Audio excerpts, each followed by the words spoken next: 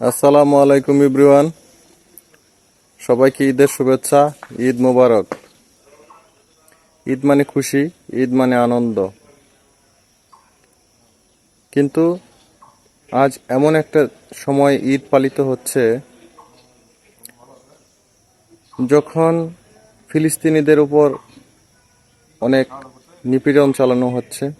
একটা পরিবারে যদি কোনো সদস্য অসুস্থ থাকে এবং কারো কোনো সমস্যা হয়, তাহলে পরিবারের অন্যান্য সদস্যদের আনন্দটা ভালোভাবে কাটে না। তেমনি ফিলিস্তিনিরা আমাদের ভাই, আমাদের পরিবারের সদস্য। তাই তারা যেহেতু সুখে নেই, আমরাও পরিপূর্ণ আনন্দের সহিত ঈদ পালন করতে পারছি না। যদিও আমাদের করার কিছু নেই, আমরা তাদের জন্য মন থেকে দোয়া করি, আল্লাহ যেন তাদেরকে স্বাধীনতার সূর্য দান করে। সকলে বলুন আমিন।